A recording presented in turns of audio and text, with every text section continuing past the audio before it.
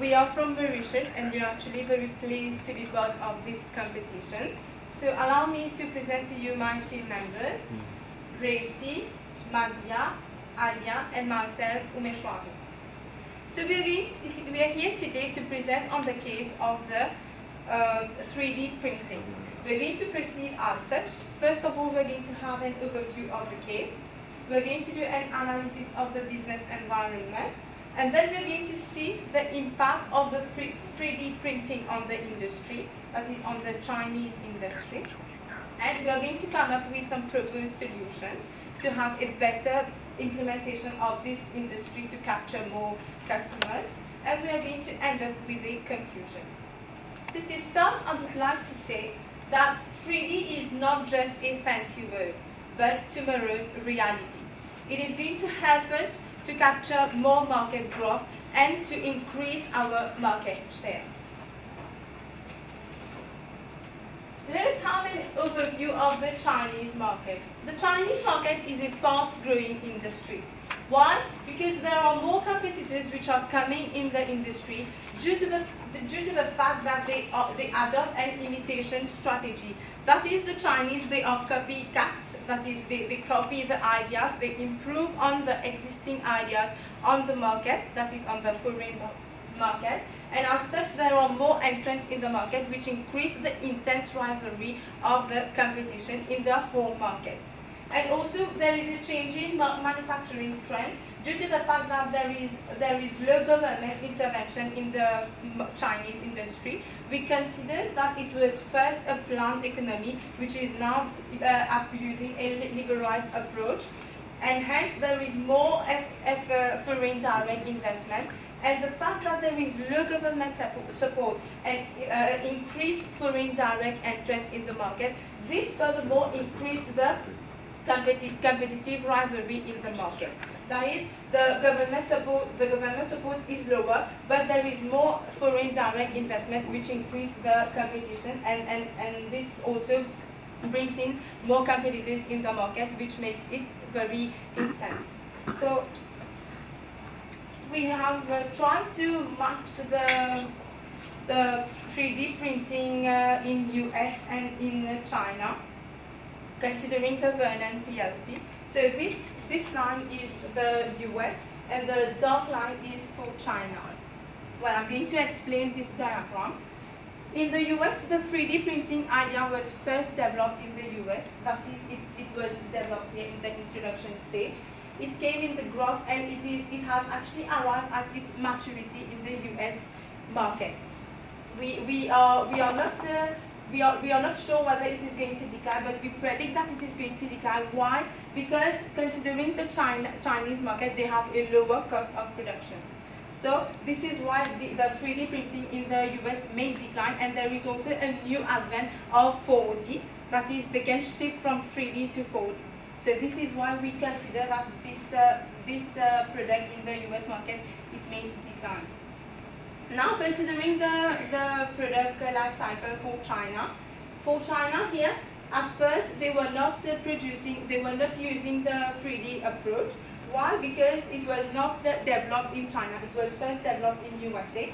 They only entered the market when it was at the maturity at USA. That is, it was a renowned strategy. It was a well-known strategy. It was an existing one, and the Chinese competitors, they just imitated the idea, and they entered here when the market in US were at its maturity stage.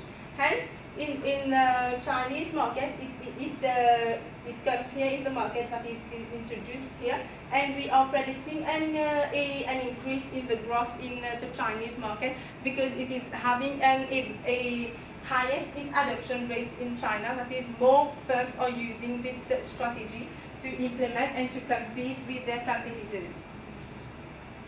Now we are going to talk on the SWOT analysis of the business environment, which is going to be done by my friend Anya. She's going to talk on the strength, weakness, opportunity, and threats of the industry.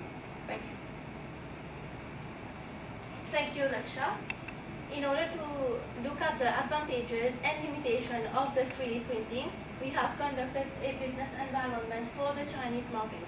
That is through the SWOT analysis, the strength, the weakness, the opportunity, and the threats. They are indicates there are different strength, weakness, opportunity, and threats, but we have capitalized on the key strength, key weaknesses, key opportunity, and key threats. The first strength, for the strength, we have used an equation, that is differentiation is equal to innovation plus customer engagement. This formula, we have used it because there is a link between the three factors. It should be noted that the 3D was, as my friend mentioned earlier, the 3D printing was launched in the USA and in the 1980s. China only copied the product and used a differentiation strategy to bring innovation to this product. And through through the personalization of the product, there is customer engagement. The key weakness is the lack of research and development. Again, as mentioned before, there is an imitation strategy that China is using. There is no further research and development which is done by China. Therefore, this may be a weakness because since there is no proper research and development, the product may be obsolete. The key opportunity is the market growth. In the future, maybe there will be market growth. China can use its innovative ideas to capture this opportunity. Finally, the threats, removal of patents. My friend Madia will continue on this point. Thank you. Thank you, Aya.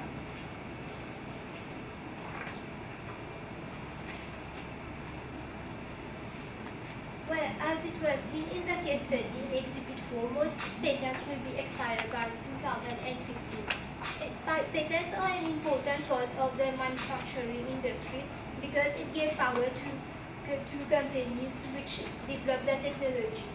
However, with the expiration of most patents, it can be said that there will be a reduction in the barriers of entry to the market by referring to the Porter's five forces model.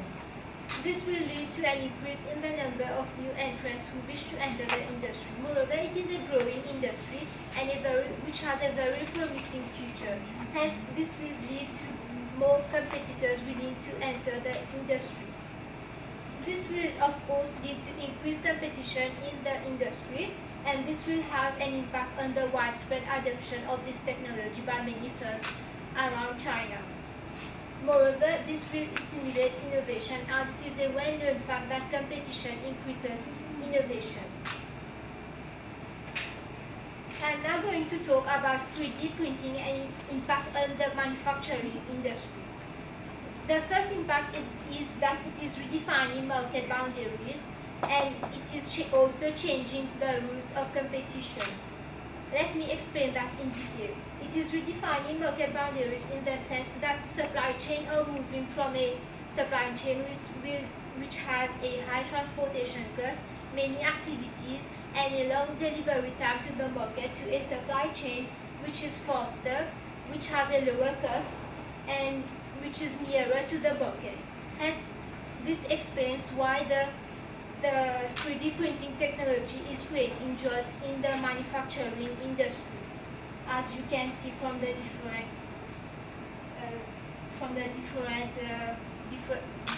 differences between the traditional value chain and the new value chain, which has been revamped by the 3D technology. I thank you for your attention. My friend Rachel will continue.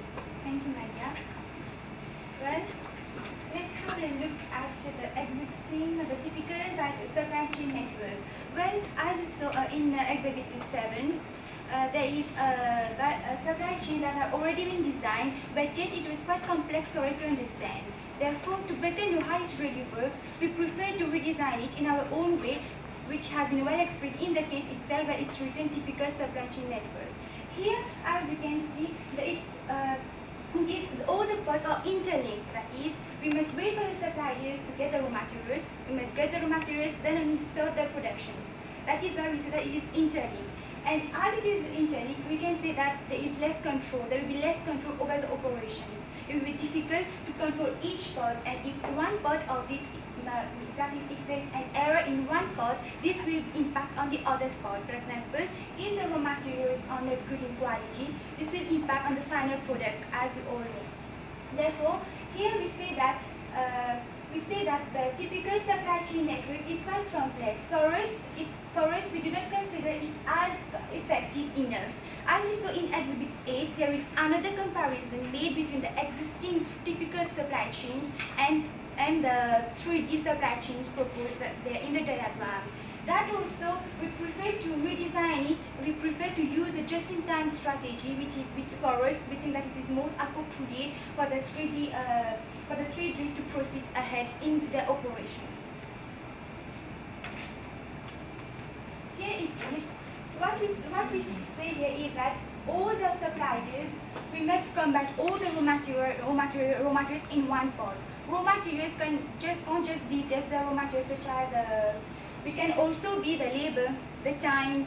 All these will be combined together, and then only we must assemble all the parts. What we mean by just in time, for example, the production will start only when orders are placed, and also there will be less internal failure cost, that is less scrap cost, and also less external failure cost. What we mean by that is that failure won't reach the customers. With just in time, we will be able to manage all the problems internally, reducing first the scrap cost and also preventing the problems to reach the customers.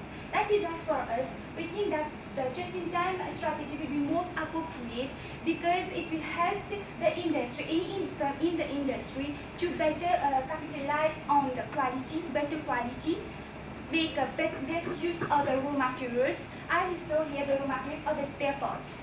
Therefore, all the spare parts will be well managed effectively, reducing all the costs that we mentioned before. Well, this was my part. My friend Raksha will elaborate more on it. Thank you. So now heading to the summary of the presentation, that is a summary of what we all told you. The fact that the 3D printing is now reaching the Chinese market, and we as consultants, we are trying to advise a strategy for the traditional Chinese manufacturer. We believe that the 3D printing strategy can actually give the Chinese manufacturer a competitive advantage. In what ways? The benefits of the 3D to the traditional manufacturer can be that the fact that the Chinese manufacturer is a fast imitator, that is, the imitation strategies in China, they are very effective and efficient, that is, they are able to produce well and they are able to improve on others' ideas. It is an advantage for the Chinese manufacturer because it can work on the existing strategy and try to come up with something different and add up some new features. And also there is no R&D and investment cost because as I have already explained in the first part, that is, the strategy was first developed in the US and then it came to China. As such, there is no R&D cost, they are only copying the idea. So they are not going to invest highly on the R&D, and hence this is going to decrease their cost, which is going to make them more powerful in the market. However, this can also lead to some pitfalls. For example, if the Chinese manufacturer is going to adopt this strategy, there are some uncertainties in this strategy. Why? Because it is an obsolete strategy, that is, it gets obsolete very fast. That is, customers' needs, they are changing very fastly, and customers in the Chinese market, they may not like this idea in future, for example. And also due to the fact that there have not been proper research and development done in this strategy, this is going to impact on the fact that the strategy itself is very uncertain. That is, it is not guaranteed that it is going to provide success in the market. And also, we can talk about the developed countries may consider exporting the Chinese printing to the in the Chinese market. I'm going to refer to the PLC.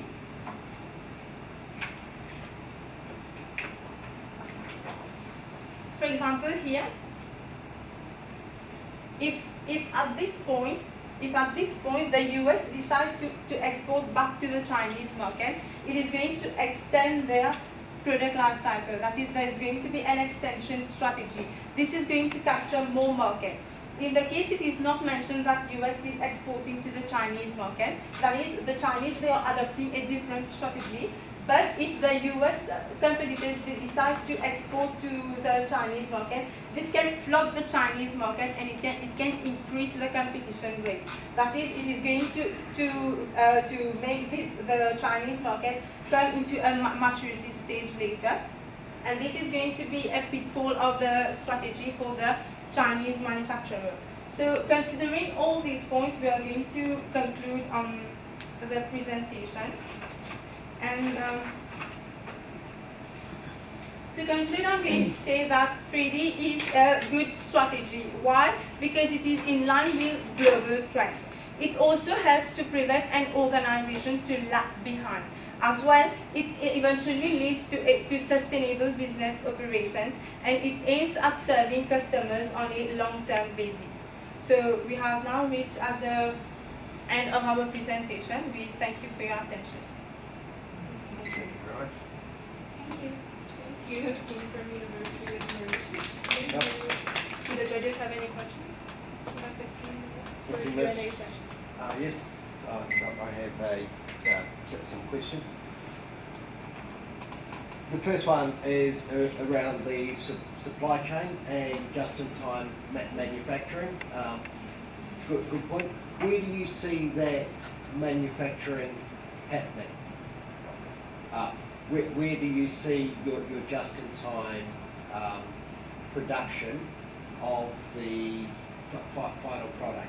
Is that closer to the customer or in China? We think that if you consider the exhibit, they consider also that they have their own retail stores, and also it reaches its customers. So for us, it's better to reach the customer directly because this will help in reducing the cost. We think that it will better focus on the customer because the main concern here is customers. Customers confirms usage. So that is why we say that better go directly to customer in order to reduce the cost. I would like to add on. Actually, the typical supply chain, it was wrong. It is clearly said in the case that there are different supply of the parts. The assembly is done in different locations, and therefore the final product will be done in one location. Therefore, if there are problems which occurred in the other location and sent to this location, there will be it will be difficult to control, and there will be a wastage of resources. In addition, this typical supply chain is for the business to business. The company sell directly to other business retail stores, and then the retail stores sell to the customers. But while we have proposed just in time, just to have a flow of the different processes. There are different suppliers, yes, but the assembly will be done in a specific location. Then the assembly too will be done in a specific location, and which will lead to the final product. And we have shifted from the business to business to the business to customer. That is, we will try to sell directly to the customer instead of passing through the retail stores. How about if the customers want to have increase the volume? Will this kind of supply chain model work? Can you please repeat? So if your end customer would like to have a bulk volume of your product, will this kind of supply chain work?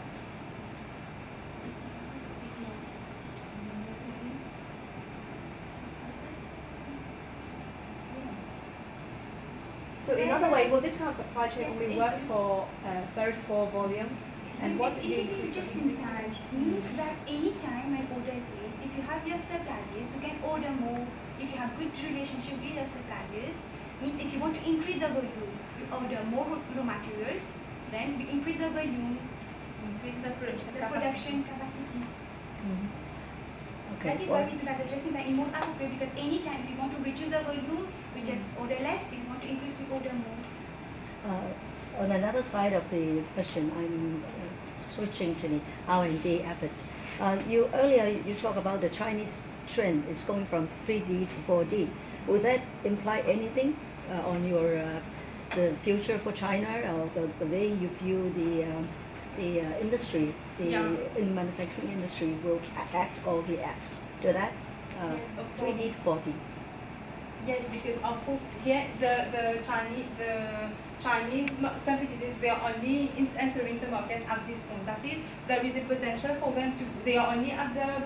For them, here it is the introduction, and this is the growth stage. That is, they haven't yet reached the maturity stage. If they're going to adopt the strategy and improve on the strategy that is being used in the USA, they can increase their market share and they can also increase the future prospects of the business. That is, as the customers are liking this idea in the US, and due to the in the introduction also it is said in the case that the idea is doing good in China. So if it is doing good in China and they are improving in, and if they revamp the value, the supply chain, this is going to lead to better efficiency and it is going to capture more market. But earlier you mentioned something on 3D Yes, changing to I would like 4D, add something right? like this, yes. Well, I'm just saying how it would that be, whether it will impact on the Chinese market. Yes. Would they take the opportunity? Yes. Would they imitate the Yes, 4D, yes. or will they take Yes, over the yes. 4D? If I was trying to explain that research? China only imitate the products. That is, when US reaches the maturity stage, then only China is entering the market. That is, US will already done all will be doing all the research. Everything will be done. Then only what China can do is, as China usually do, as we think, it will just use the information, use the research done, use everything and just implement with their own ideas and launch the 4D. That everything will be done. We just have to take the opportunity, implement their ideas and launch it. It will be much easy because everything will be done by the US people. That Do you is think what so? when we think so, yes. Because when 3D will reach the decline stage at the US, maybe at the China it will be at peak. Then only the US will already start research for the 4G. For the 4D. Then when the US 4D will reach the maturity stage, maybe then China will start its own. But there is a disadvantage if the US people settle down here. Actually, we think so because we have used the Vernon product life cycle, which is based on new products. This one is for a new product in the USA, and then when the product reaches the maturity, this product is shifted to another market.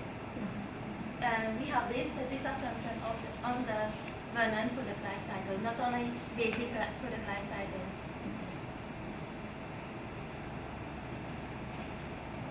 So you are the consultants to these Chinese manufacturers, traditional Chinese manufacturers. So you, to confirm your recommendation, you recommend your client to go into this.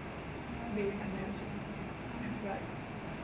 Yeah, because as I've mentioned that the benefits here is that it is a low-cost strategy, that is they only have to take the strategy and improve on it, and there are no high R&D and investment costs, so they can go for it because as it is, the customers are already liking the idea, that is there is prospect in the future. So they should go for 3D, and it is going to lead to efficient production lines and business efficiency.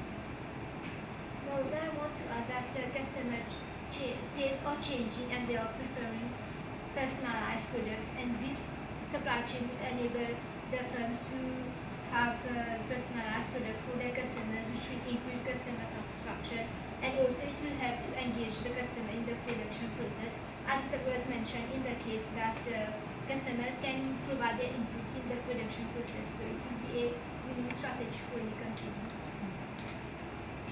Do you see what sort of manufacturer would this be better for than other manufacturers? So those who have flexible production capacity, for example, for those who can increase their capacity immediately in the short run. For example, if there are some manufacturers who have low labor costs and they have high labor available in their production processes, they can implement this strategy better than other competitors. And if there are some manufacturers who like to be flexible, who like to adopt the new idea that is changing market trends, so they all need to be more at ease with this idea. That's changing the culture, the organizational culture, and everything else. I would also like to add that companies for which design is very important can adapt this strategy, as they can use a number of materials in order to have specific designs. I noticed that there are a very little mention of the industry. What industry would you be interested in tapping into using the 4D as a strategy? 3D is a product, but you haven't said anything about whether, apart from China, what other countries will be interested worldwide. It's nothing mentioned elsewhere than China.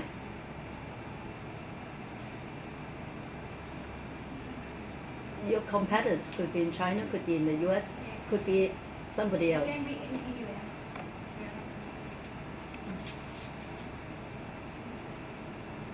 Can you just clarify it again? You have mentioned 3D strategy and on China specifically. Have you ever thought of Chinese not only the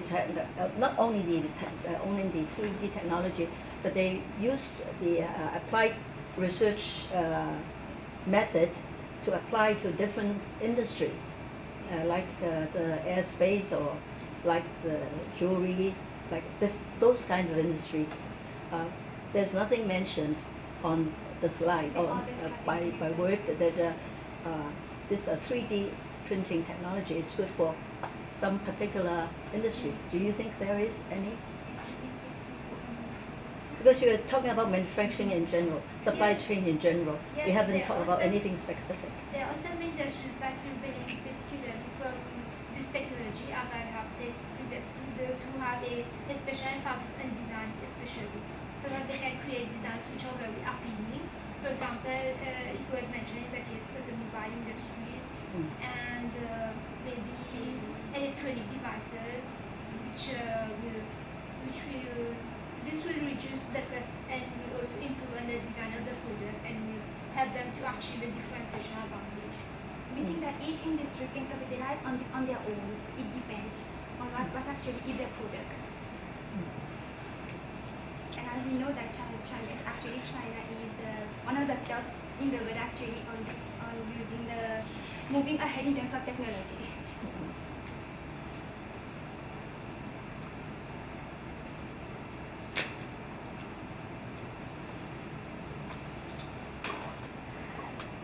So do the judges have any more questions? Thank you. Lovely, congratulations. Thank you. Thank you. From the University of Mauritius. Yeah.